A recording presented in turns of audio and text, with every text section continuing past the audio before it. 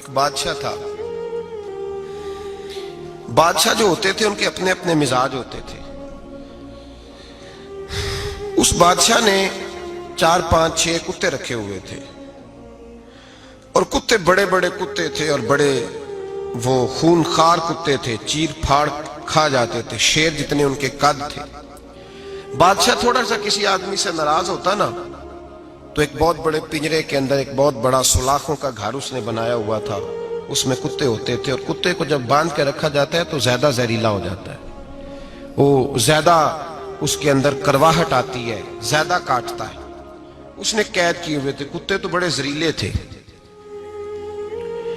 جس آدمی سے بادشاہ تھوڑا سا ناراض ہوتا نا تو وہ کتے کے آگے اس آدمی کو ڈالتا, کتے اس کو چیر پھاڑ کے کھا جاتے. یہ سزا تھی, لوگوں کو پتا تھا. بادشاہ کے وزیر نے بڑی خدمت کی بادشاہ کی, 35 سال تک نوکری کی, لیکن ہر سورج نے غروب تو ہونا ہی ہوتا ہے نا, ہر چاند نے ڈلنا بھی ہوتا ہے. اب بوڑھا ہونے لگا, وہ جو مضبوط حافظہ تھا وہ کمزور ہونے لگا, ہلکی ہلکی غلطی. بادشاہ مزاج کا بادشاہ تھا, پر نہیں سمجھ میں آیا. تو میں نے کہا کہ لوگ کہتے ہیں ہمیں کام پیارا ہے, چم نہیں. تو رشتہ وفا کا تھا ہی نہیں. وزیر سمجھنے لگا کہ اب نہ میں بھی غلطیاں کرنے لگا ہوں تو ایسا نہ ہو کسی دن میں بھی ان کتوں کا شکار ہو جاؤں. اس نے بادشاہ سے کہا کہ بادشاہ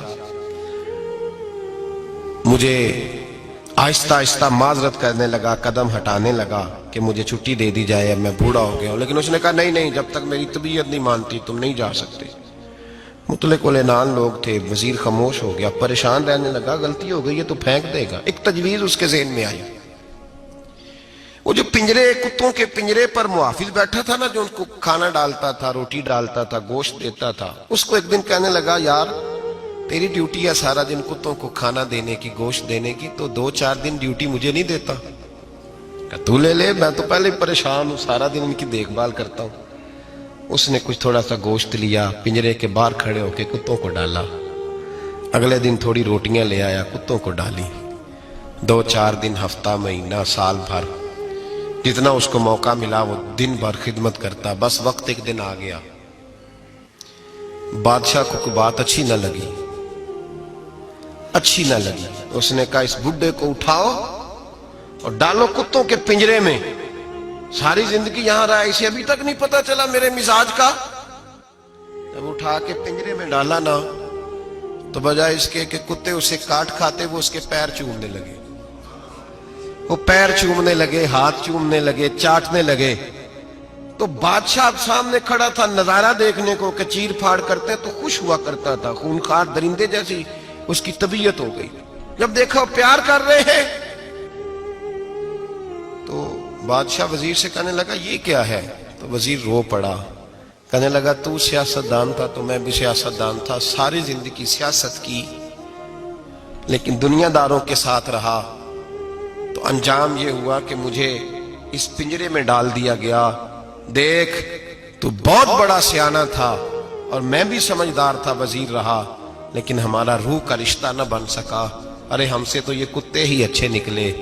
تیری 40 35 سال خدمت کی تو نے کتوں کے آگے ڈال دیا. انہیں تو چند مہینے روٹی ڈالی ہے, میرے وفادار ہو گئے. چند مہینے روٹی, جنہ تنا وچ عشق نہ رچیا کتے او نہ تھی چنگے. جنہ تنا وچ عشق نہ رچیا کتے او نہ تھی چنگے. مالک دے کر راکھی کر دے صابر بھوکے ننگے. اور بابا بلے شاہ صاحب فرماتے ہیں تو راتی جاگے تے شیخ صدا میں, راتی جاگ دے کتے تے تیتھوں اتے مالک دا در مول نہ چھڑ دے.